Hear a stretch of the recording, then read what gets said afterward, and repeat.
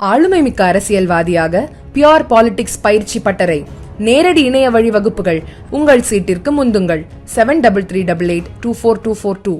இந்து மக்கள் கட்சி திருப்பத்தூர் மாவட்ட கிளையின் சார்பில் இன்றைய தினம் நாற்றம்பள்ளி பகுதியிலே இந்து மக்கள் கட்சியினுடைய கொள்கை விளக்க பொதுக்கூட்டம் சிறப்பான முறையில் ஏற்பாடு செய்யப்பட்டிருந்தது.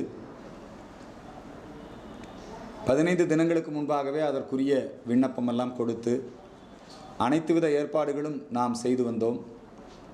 திடீரென நள்ளிரவிலே வந்து உங்களுக்கு பொதுக்கூட்டம் நடத்துவதற்கு அனுமதி இல்லை என்று உத்தரவு பிறப்பித்திருக்கிறார்கள். ஆகவே இன்றைய பொதுக்கூட்டம் தடையின் காரணமாக நடைபெறவில்லை. இந்து மக்கள் கட்சியினுடைய நிகழ்ச்சிகளுக்கு இப்படி தடை விதிப்பது அநீதியானது, அக்கிரமமானது, சட்டத்திற்கு புறம்பானது. எங்களுடைய நிகழ்ச்சிகள் எல்லா மாவட்டங்களிலும் சிறப்பாக நடைபெற்று வருகிறது. ஆனால் இந்த திருப்பத்தூர் மாவட்டத்திலே காவல்துறை இத்தகைய ஒரு முடிவை எடுத்திருக்கிறது. அவங்க என்ன சொல்கிறாங்கன்னா, நீங்கள் பிரச்சார யாத்திரை பண்ணுறீங்க, அதனால் உங்களுக்கு அனுமதி இல்லை, பொதுக்கூட்டம்னா நடத்தியிருக்கலாம் அப்படிங்கிற மாதிரி ஒரு தவறான புரிதல், ஒரு உத்தரவை பிறப்பித்து அவர்கள் கொடுத்திருக்கிறார்கள். உண்மையில் இப்போ வந்து எல்லா கட்சிகளுமே தேர்தல் களத்துக்கு முன்னோட்டமாக தங்களுடைய பிரச்சார பணிகளை துவக்கி இருக்கிறார்கள். அனைத்து இந்திய அண்ணா திராவிட முன்னேற்றக் கழகம் மக்களை காப்போம், தமிழகம் மீட்போம் என்று மிகப்பெரிய பிரச்சார யாத்திரையை, எழுச்சி யாத்திரையை நடத்தி வருகிறார்கள். அதே போல் திராவிட முன்னேற்றக் கழகம் ஓரணியில் தமிழகம் அப்படிங்கிற தலைப்பில் அவர்களும் தங்களுடைய பிரச்சார விளம்பர நடவடிக்கைகளை அவர்கள் கட்சியை பலப்படுத்துவதற்காக செய்து வருகிறார்கள். ஆனால் இந்து மக்கள் கட்சி மற்றும் தேசிய முற்போக்கு திராவிடர் கழகம் தேமுதிக, இந்த ரெண்டு, தேமுதிக வந்து விஜயகாந்த் யாத்திரை, ரத யாத்திரை அதுக்கு திட்டமிட்டிருக்காங்க. நாங்கள் வெல்லும் ஆன்மீக தமிழகம் யாத்திரை. கடந்த 13ஆம் தேதி நாங்கள் இந்த யாத்திரையை நம்முடைய திருத்தணி முருகப்பெருமான் சந்நிதியிலே இருந்து துவக்கினோம். முதல் நாள் திருவள்ளூர் மாவட்டத்திலே மிகப்பெரிய வரவேற்பு. அடுத்த நாளே வந்து இந்த யாத்திரைக்கு தடை விதித்திருந்தார்கள். இந்த யாத்திரைக்கு அனுமதி கோரி நீதிமன்றத்தை நாங்கள் தமிழகம் முழுக்க இப்படி நிகழ்ச்சி நடக்க இருக்கிறது, அனுமதி கோரி நீதிமன்றத்தை அணுகிய பொழுது நீதிமன்றம், நீங்கள் ஒட்டுமொத்தமாக தமிழ்நாடு முழுக்க யாத்திரை நடத்துறதுக்கு நீதிமன்றம் வந்து ஒரு அறிவுரை வழங்குகிறது. நீங்கள் அந்தந்த பகுதியில் உள்ளூர் மாவட்டங்களில் எஸ்பி கிட்ட நீங்கள் வந்து கோரிக்கையை முன்வைத்து அங்கே அனுமதி மறுத்தால் நீங்கள் நீதிமன்றத்துக்கு வாங்கன்னு சொன்னாங்க. ஆனால் அரசாங்கம் காவல்துறையை ஏவல் துறையாக மாற்றி எல்லா இடங்களிலுமே எங்களுக்கு இத்தகைய தடையை ஏற்படுத்தி இருக்கிறார்கள். குறிப்பாக சென்னை வியாசர்பாடி பகுதியிலே யாத்திரைக்கு தடை விதித்ததோடு மட்டுமல்ல, அங்கே கோயிலில் போய் சாமி கும்பிட போனவங்களை கூட தடை செய்து கைது செய்திருக்கிறார்கள், வழக்கு போட்டிருக்கிறார்கள். மாண்புமிகு தமிழக முதலமைச்சர் காவல்துறைக்கு பொறுப்பாக இருக்கிறார்.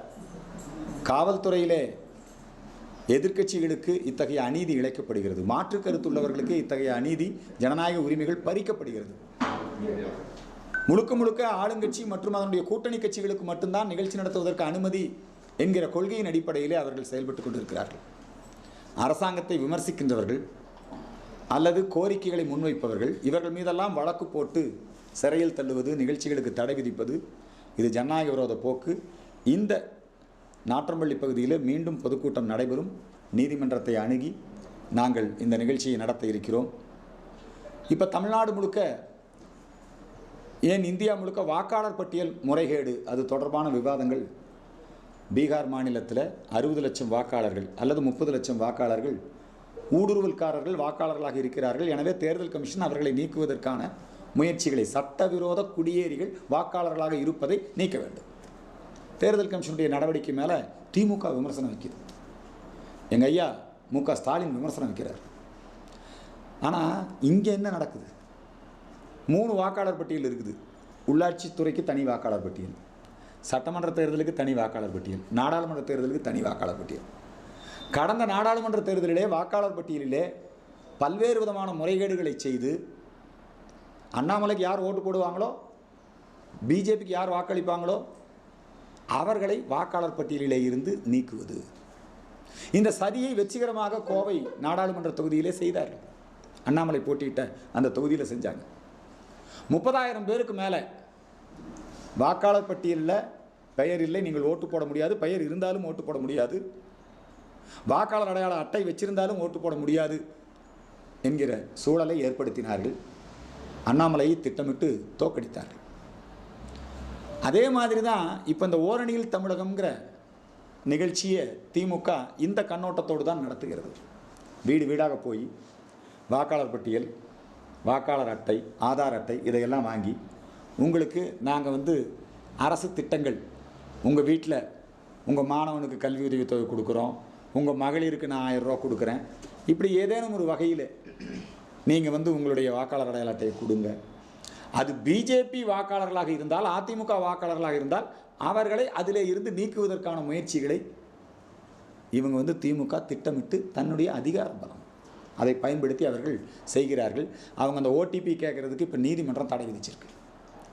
4 ஆண்டு காலமாக இவர்கள் மக்களை அணுகவில்லை. இப்போ அரசாங்கம் மூலமாகவே மக்களுடன் ஸ்டாலின், உங்களுடன் ஸ்டாலின் ஒவ்வொரு திங்கட்கிழமையும் எல்லா மாவட்ட ஆட்சித்தலைவரும் ஜமாபந்தி நடத்துவாங்க. மனுநீதி நாள், மக்கள் குறை தீர்க்கும் நாள் நடக்கும். அப்பெல்லாம் ஏராளமான மனுக்கள் கொடுக்கப்பட்டிருக்கிறது. மாவட்ட ஆட்சித்தலைவர் அதுக்கு தீர்வு இருக்கணும். முதலமைச்சர் மக்கள் குறை தீர்க்கும் பிரிவிலையும் மனு வாங்கிட்டே இருக்காங்க. இந்த 4 வருஷமாக அதுல எல்லாம் என்ன தீர்வு கண்டிருக்காங்க. இப்போ அதுக்குன்னு 5 IAS ஆஃபீஸரை போட்டு அந்த 5 IAS ஆஃபீஸர் எல்லா இடங்கள்லையும் போய் உங்களுடன் ஸ்டாலின் நிகழ்ச்சி, அதை அவர் ஆஸ்பத்திரியில் இருக்கும்போது நடத்துகிறார். உங்களுடன் ஸ்டாலின் நிகழ்ச்சி. இந்த 4 வருஷமாக இப்போ எங்கே போனீங்க, யாரோட இருந்தீங்க? தேர்தல் பக்கத்திலே வருகிற காரணத்தினால் அரசு எந்திரத்தை முழுமையாக திமுக கட்சியினுடைய பிரச்சாரத்திற்கு பயன்படுத்துவதுக்கு தான் இது சட்டவிரோதம். இதுக்கு தடை விதிக்கணும். இப்போ பிரதம மந்திரி வீடு கட்டும் திட்டம், மோடி வீடு கட்டும் திட்டம் இல்லை, அரசு திட்டம். இங்கே உங்களுடன் ஸ்டாலின், உங்களுடன் முதல்வர்னு போடுங்க. எதுக்கு ஸ்டாலின் பேர் வச்சிருக்கீங்க? ஆகவே அதிகார துஷ்பிரயோகம். இதில் மக்கள் ஏமாறக்கூடாது. இது சட்டப்படியும் தவறான ஒரு நிகழ்ச்சி. இந்த நிகழ்ச்சிக்கு தடை விதிக்க வேண்டும் என்கின்ற கோரிக்கை இந்த நேரத்தில் முன்வைக்கின்றோம். தமிழகத்தில் ஆணவ கொலைகள் அதிகமாக நடைபெறுகிறது. இப்போ சமீபத்தில் நெல்லையிலே கவின் கொலை வழக்கு, அதில் பார்த்திங்கன்னா காவல்துறை அதிகாரிகள் குடும்பத்தை சார்ந்தவர் படுகொலை சம்பவத்தில் ஈடுபட்டிருக்கிறார்.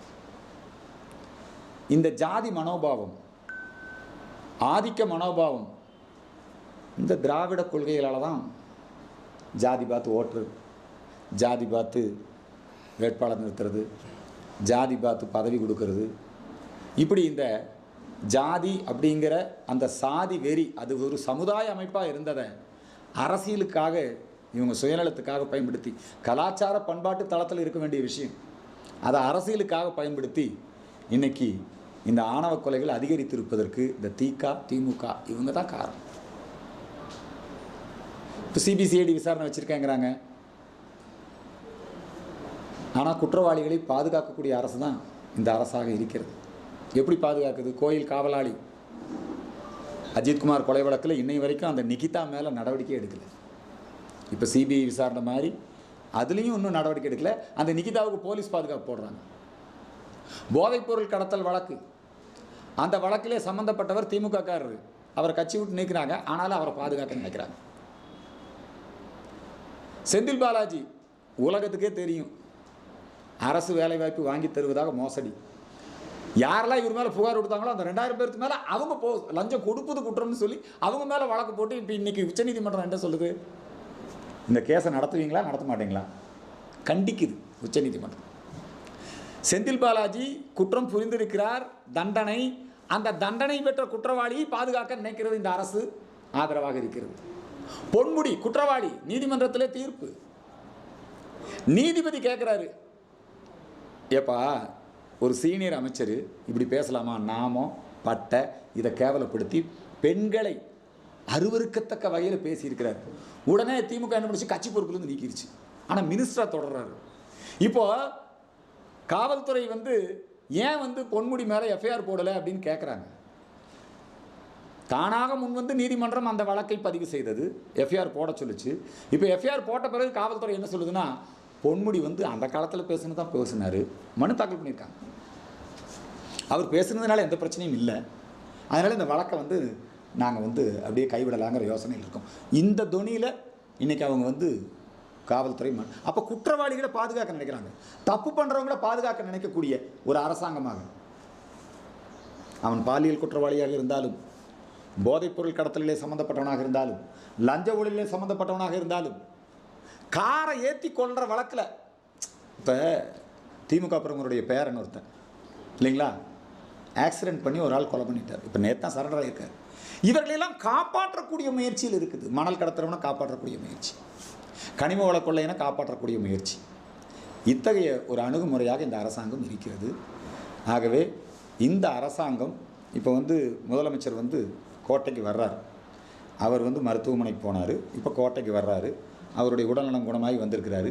இனிமேலாவது இதெல்லாம் சரி பண்ணணும். நடைபெற்று கொண்டிருப்பது சட்டம் ஒழுங்கு ரொம்ப மோசமாக இருக்குது. நேர்மையான அதிகாரிகள் காவல்துறையில் பணியாற்ற முடியல. காவல்துறையில் மட்டுமல்ல, வருவாய்த்துறையில் பணியாற்ற முடியல, பத்திரப்பதிவுத்துறையில் நேர்மையான அதிகாரிகள் பணியாற்ற முடியல. அரசு வேலை, அந்த வேலையில் இருக்கக்கூடிய நேர்மையான அதிகாரிகள் ரொம்ப நெருக்கடிக்கு ஆளாகிறார்கள். அது காரணம் இந்த திராவிட மாடல் திமுக அரசு. இந்த அரசாங்கம் இனிமேலாவது, இன்னும் ஒரு வருஷம் தான் இருக்குது, இனிமேலாவது ஏதாவது நல்லது செய்யறதுக்கு முயற்சி பண்ணுங்க. இப்போ மக்கள் மத்தியில் அதிமுக பாஜக கூட்டணிக்கு மிகப்பெரிய வரவேற்பு, வெல்லும் கூட்டணியாக இருக்கிறது. அப்போ ஓட்டுக்களை சிதறடித்து ஓட்டை பிரித்து இவங்களை தோக்கடிக்கிறது. அதுக்கு திமுகவினுடைய கைப்பாவைகளாக 2 பேர் செயல்படுறாங்க. ஒன்று ஜோசப் விஜய், இன்னொன்று செபஸ்டியன் சீமான்.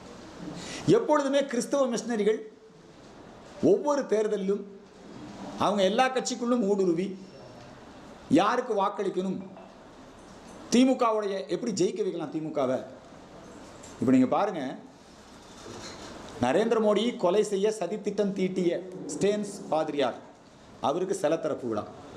கனிமொழி, திருமாவளவன்லாம் போய் சிலை திறந்து வைக்கிறாங்க. மோடியை கொலை செய்ய சதித்திட்டம் தீட்டினவனுக்கு. அது மட்டுமல்ல, இந்துக்கள் மூஞ்சியில் குத்துங்கன்னு சொன்னான் பேராயர் எஸ்ரா சர்க்குணம்.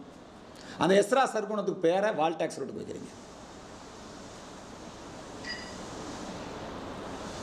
ஏமாற்றி மோசடி மதமாற்றம் செய்து கொண்டிருக்கக்கூடிய காரணியா தினகரனுடைய பேரை எங்கோட்டே வைக்கிறீங்க, கிரீன்வேஸ் சாலைக்கு வைக்கிறீங்க. சர்ச்சுகளுக்கு சலுகை, கிறிஸ்தவர்கள் நடத்தக்கூடிய பள்ளிக்கூடங்களுக்கு சலுகை, கிறிஸ்தவ பாதிரியார்களுக்கு சலுகை. நடப்பது கிறிஸ்தவ ஆட்சி. ராஜ்யசபா எம்பியா கிறிஸ்தவருக்கு கொடுக்குது. இந்த மாதிரியான ஒரு சூழ்நிலை இன்றைக்கு இருக்கிறது. ஆகவே கிறிஸ்தவ மிஷனரிகள் என்ன பண்ணுறாங்கன்னா, இந்த பிஜேபி கூட்டணி ஜெயிக்கக்கூடாது, ஏடிஎம்கே கூட்டணி ஜெயிக்கக்கூடாது, ஓட்ட பிரி. மக்களுக்கு சினிமா மோகம் இருக்குது. உடனே ஜோசப் விஜயை களத்தில் இறக்கி விட்டாங்க. நீ பிஜேபியை திட்டி பேசு, ஏடிஎம்கே திட்டி பேசு. ஆனால் திமுக சொல்லக்கூடிய எல்லா திட்டத்தையும் ஆதரித்து பேசுவாங்க, வரவேற்பாங்க. ஏ டீமா ஜோசப் விஜய். நீண்ட காலமாகவே திமுக ஜெயிக்கிறதுக்கு எல்லா வேலையிலும் ஓட்டை பிரித்து வழி பண்ணுறவர் செபஸ்டியன் சீமான். சீமானும் ஓட்டை பிரிப்பார். இதெல்லாம் ஓட்டு பிரியும் போது என்னங்கன்னா, இந்த கட்சி தோத்துருன்னு நினைக்கிறாங்க. ஆனால் இந்த முறை மக்கள் முறியடிப்பார்கள். தேர்தல் கமிஷன் கண்காணிக்கணும். இப்போ சர்ச்சுகளில் கூடி பாதிரியார் யாருக்கு ஓட்டு போடணும்னு சொல்கிறார். ஜமாத்தில் முஸ்லீம்கள் யாருக்கு ஓட்டு போடணும்னு தீர்மானம் பண்ணுறாங்க. மத வழிபாட்டு தலங்களில் தீர்மானம் பண்ணுறாங்க. ஆனால் இந்துக்கள் 100% வாக்களிக்கிறதே இல்லை. இப்போ நாங்கள் ஏன் இந்த ஆன்மீக தமிழகங்கிற யாத்திரையை ஆரம்பித்தோம்னா, இந்துக்கள் 100% வாக்களிக்க வேண்டும், அந்த விழிப்புணர்வை ஏற்படுத்த வேண்டும். அதனால தான் திமுக காரன் எங்கள் யாத்திரைக்கு தடை. இந்த கிறிஸ்தவ மிஷனரியுடைய சதித்திட்டத்தை முறியடிக்க வேண்டும், திமுகவினுடைய சதித்திட்டத்தை முறியடிக்க வேண்டும். அதற்கு இந்து வாக்காளர்கள் விழிப்புணர்வுடன் இருக்க வேண்டும். இந்த கோரிக்கையை முன்வைக்கின்றோம். நம்முடைய இந்த வரக்கூடிய தேர்தலுக்கு முன்பாக தமிழ்நாட்டில் ஜனாதிபதி ஆட்சியை பிரகடனம் செய்து, ஏன்னா இப்போ திமுக எல்லா தேர்தல் வேலையும் துவங்கிட்டாங்க. அரசியந்திரத்தை பயன்படுத்தி அரசு அதிகாரிகளை, காவல்துறையை எல்லாத்தையும் தேர்தல் வேலைக்கு இப்போ பயன்படுத்த துவங்கிட்டாங்க. இவங்க அதிகார பலம், பணபலத்தை நம்பி தான் திமுக தேர்தலில் நிற்கிது. இந்த பணபலம், அதிகார பலம், இதை துஷ்பிரயோகம் செய்கிறார்கள். அப்படி இல்லாமல் இருக்கணும்னா திமுகவை ஆட்சி பொறுப்பிலிருந்து அகற்றிவிட்டு, குறைந்தபட்சம் அந்த மினிஸ்ட்ரியை சஸ்பெண்ட் பண்ணிவிட்டு தமிழ்நாட்டில் இன்றைக்கி சட்டம் ஒழுங்கு ரொம்ப மோசமாக இருக்குது. மிலிட்ரியை வச்சு தான் தேர்தல் நடத்தணும் தமிழ்நாட்டில். இதுக்கு மத்திய அரசு உடனடியாக நடவடிக்கை எடுக்க வேண்டும். திமுகவினுடைய தலைமையிலே அரசு காபந்தரசாக இருந்தாலும் சரி, திமுகவினுடைய தலைமையிலே அரசு இருந்து திராவிட மாடல் கவர்மெண்ட் இங்கே நடக்கும்போது தேர்தல் நடத்துனீங்கன்னா அந்த தேர்தல்கள் நியாயமான தேர்தலாக இருக்காது. எனவே மத்திய அரசு நடவடிக்கை எடுக்க வேண்டும் என்கிற கோரிக்கையை இந்த நேரத்திலே முன்வைக்கின்றோம். நீங்கள் தான் கேட்குறீங்களா? தமிழக முதல்வர் வந்து இப்போ பார்த்தீங்கன்னா வந்தார் திருப்பத்தூர் மாவட்டத்தில். அப்போ வந்து அவர் வந்து 2026 திமுக தான் அமோக வெற்றி பெறும். இல்லை, அவங்க கட்சி ஜெயிக்கும்னு சொல்லுவாங்க. அதுவும் இல்லாமல் அவர்கிட்ட இப்போ ஆட்சி இருக்குது, அதிகாரம் இருக்குது, பணம் இருக்குது இல்லைங்களா? அதனால் எப்படியும் நம்ம ஜெயிச்சிடலான்னு தான் 5 IAS ஆஃபீஸரை போட்டிருக்கிறாங்க. உங்களுடன் ஸ்டாலின் எல்லாம் போய் பிரச்சாரம் பண்ணுங்க. அரசு செலவில் விளம்பரம், அரசு பணத்தில் கருணாநிதிக்கு சிலை, அரசு பணத்தில் கட்சி நிகழ்ச்சிகள் இதெல்லாம் பண்ணிக்கிறாங்களே. பொதுக்கூட்டம் வந்து எங்கள் நாற்றம்பள்ளியில் வந்து உங்களுக்கு அனுமதி இல்லைன்றாங்க. அதுக்கு நீங்கள் வந்து இப்போ நாங்கள் நீதிமன்றத்தை அணுகுகிறோம். நிச்சயமாக நாற்றம்பள்ளியில் நாங்கள் எங்களுடைய ஜனநாயக உரிமையை நிலைநாட்டுவோம். ஒரு 10 தினங்களுக்குள்ளே மீண்டும் இங்கே பொதுக்கூட்டம் நடக்கும். அப்புறம் இன்னொன்று, இப்போ இந்த அரசு கிராமப்புறங்களில் ஊராட்சிகளில் இட்லி கடை, தோசை கடை, சிறு தொழில், குறு தொழில், குடிசை தொழில்பாங்க, அதுக்கெல்லாம் வந்து இப்போ வந்து கட்டணம் நிர்ணயித்து அதுக்கெல்லாம் உரிமம் பெறணும் அப்படிங்கிற ஒரு விஷயம் கொண்டு வந்திருக்காங்க. இதனால் சிறு வணிகர்கள் பாதிக்கப்படுவாங்க. இப்போ இந்த வியாபாரி சங்கத்தை விக்ரமராஜா மூலமாக இவங்க வந்து கட்டுப்பாட்டில் வச்சுருக்கிறாங்க. இந்த அரசாங்கம் விக்ரமராஜா மகனை திமுக எம்எல்ஏவை வச்சுருக்காங்க. அதனால் வியாபாரி சங்கமும் வந்து இப்போ இந்த வியாபாரிகள் நலன் அவங்களுக்கு முக்கியம் இல்லை, திமுக நலன் தான் முக்கியம். எப்படி இந்த செபஸ்டியன் சீமான், ஜோசப் விஜய் இவங்கெல்லாம் வந்து மறைமுகமாக திமுக வெற்றிக்கு வழிவகுக்கிறார்களோ அதுபோல் வியாபாரிகள் சங்கமும் இப்போ திமுக கிட்ட விலை போயிடுச்சு. இந்த கிராமப்புறங்களிலே தொழில் செய்யக்கூடிய, குடிசை தொழில் செய்யக்கூடியவர்களுக்கு உரிமம் பெறுவது என்கிற நடைமுறை, கட்டணம் விதிப்பது என்கிற நடைமுறை ரத்து செய்யப்பட வேண்டும் என்கிற கோரிக்கையை இந்த நேரத்தில் முன்வைக்கும். தொடர்ந்து நீதித்துறையை சாதித்துறையாக மாற்றி நீதிபதிகளுக்கு மிரட்டல் விடுக்கக்கூடிய, நீதிபதிகளுடைய சமூகம் சார்ந்து குறிப்பாக பிராமணர் சமூக நீதிபதிகளை குறிவைத்து கேவலப்படுத்தி, அசிங்கப்படுத்தி, அருவருக்கத்தக்க வகையிலே விமர்சனம் செய்யக்கூடிய வாஞ்சிநாதன் என்கிற வழக்கறிஞர், அவர் நீதிபதி ஜிஆர் சுவாமிநாதன் மீது, ஜிஆர் சுவாமிநாதன் மேலே மட்டுமல்ல ஒட்டுமொத்த பிராமண சமூகத்தின் மேலே, அந்தனர் சமூகத்தின் மேலே மிக அருவருக்கத்தக்க இனவெறுப்பு கொள்கை, அந்த இனவெறுப்பு கொள்கையை அவர் நடைமுறைப்படுத்துகிறார். ஏற்கனவே பல வழக்குகளில் சம்பந்தப்பட்ட ஒரு தீவிரவாதி அவர் ஒரு நக்சல் பயங்கரவாதி, ஸ்டெர்லைட் வழக்கிலையும் சம்மந்தப்பட்டவர், கிரிமினல் வழக்கில் சம்மந்தப்பட்டவர். அவர் தொடர்ந்து நீதிமன்றத்தை அச்சுறுத்தி வருகிறார். அவரை தேசிய பாதுகாப்பு சட்டத்தில் கைது செய்ய வேண்டும். அவருக்கு ஆதரவாக ஓய்வு பெற்ற நீதிபதி அப்படின்னு ஹரிபரந்தாமன். இந்த ஹரிபரந்தாமன் யாருன்னா, தாலி கலட்டும் நிகழ்வுக்கு அனுமதி கொடுத்த ஒரு ஆள். திராவிடர் கழகம் தமிழ் பெண்களின் தாலி கலட்டும் நிகழ்வு நடத்தினாங்க. அந்த நிகழ்ச்சிக்கு அனுமதி கொடுத்தது ஹரிபரந்தாமன் நீதிபதியாக இருக்கும் பொழுதே உள்நோக்கத்தோடு வேண்டுமென்றே இந்து சமயத்தை அழித்தொழிக்க வேண்டும் என்கிற எண்ணத்திலே செயல்பட்ட ஹரிபரந்தாமன், மதமாற்ற சக்திகளுக்கு ஆதரவாக இருந்த ஹரிபரந்தாமன், ஈவேராவனுடைய இனவெறுப்பு கொள்கையை பின்பற்றக்கூடிய ஹரிபரந்தாமன், அவர் ஓய்வு பெற்ற நீதிபதின்னு வந்து இந்த வாஞ்சிநாதனை ஆதரிக்கிறாரு. ஜிஆர் சாமிநாதன் குறித்து பேசுகிறார். இவர் எப்படி ஓய்வு பெற்ற நீதிபதி இப்படி பேசலாமா? இவங்க மேலேயும் நீதிமன்ற அவமதிப்பு நடவடிக்கை எடுக்கணும். அதில் 7 பேர் எங்களுக்கு அதுக்கு சம்மந்தம் இல்லைன்ட்டாங்க. ஆனால் சந்துரு, ஹரிபரந்தாமன் இவங்கெல்லாம் வந்து தொடர்ந்து இந்த நிலையில் இருக்கிறார்கள். ஆகவே இந்த விஷயத்திலே அவர்கள் மீது நடவடிக்கை எடுக்க கோரி இந்து மக்கள் கட்சியின் சார்பிலே கோரிக்கை ஆர்ப்பாட்டம் வருகின்ற சனிக்கிழமை மதுரையிலே நடைபெறும் என்பதை தெரிவித்துக் கொள்கிறேன்.